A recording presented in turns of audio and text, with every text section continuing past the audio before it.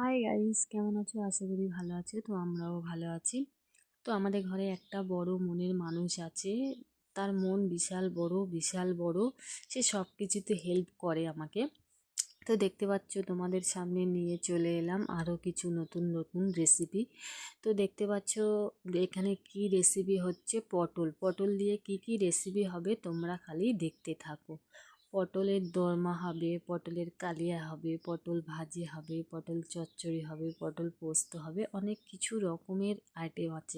তো তোমরা যদি এরকম রেসিপি বানাতে চাও পটল দিয়ে, বেশি পটল নেবেন না। একটাই পটল হলে অনেক কিছুই হয়ে যাবে। একটা পটল হলে 4-5 রকমের রেসিপি হয়, তোমরা জানো না হয়তো। কিন্তু আমাদের বড় মনের মানুষ জানে একটা পটল দিয়ে কত রকমের রেসিপি বানানো যায়। তোমরা ভুল করেও বেশি পটল নেবে না, একটা পটল নেবে। আমি বারবার বলছি, একটা পটল নিয়েই তোমরা রেসিপি বানাবে। আর তোমরা অনেক পটল নিয়েই বা কত রেসিপি বানাবে? অত পটলের একদম দরকার নেই, একটা পটল হলেই যথেষ্ট। কেন পয়সা নষ্ট করতে যাবে? আমি তো খালি ভাবছি তোমরা কেন পয়সা নষ্ট করো। তো এর কাছ থেকে দেখে দেখে তোমরা শিখে নাও কিভাবে রেসিপি বানাতে হয়।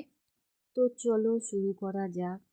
প্রথমেই বলি তোমাদের, একটা পটল নেবে, নিয়ে একটা বড় দেখে হাঁড়ি নেবে। মানে তোমাদের ঘরে যত বড় বড় হাঁড়ি আছে তার থেকে একটা বড় হাঁড়ি নেবে, নিলেই হবে।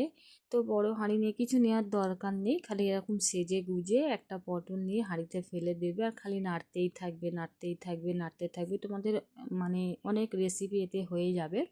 আর তোমরা বাড়িতে রান্না করার জন্য কী কী মশলা ইউজ করো আমাকে বলবে।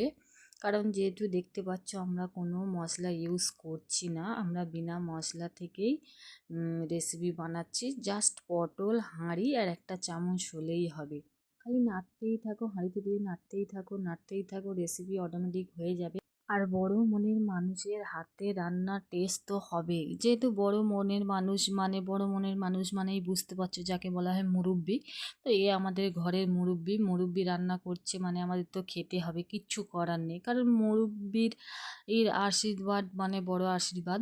তো দেখতে পাচ্ছ গুরুজন বলে কথা, আমাদের গুরুজন গুরুজন রান্না করছে। মানে কি বলবো, বড়দেরকে আমরা গুরুজন বলি। তো দেখো কিভাবে রান্না করছে। খালি গুরুজন রান্না করছে, বড় মনের মানুষ রান্না করছে, তো খেতে হবে, না হলে তো মুশকিল হয়ে যাবে, ঘরে কাণ্ড কারখানা হয়ে যাবে। তো নতুন হাঁড়ি নেবে প্লিজ, দয়া করে পুরোনো হাঁড়ি কেউ নেবে না। কারণ নতুন হাঁড়ি নিলে কি বলো তো, মানে ওই চামচটা হাঁড়িতে মারবে ধুম ধাক্কা করে, তবে তো হাঁড়িটা দুমড়াবে,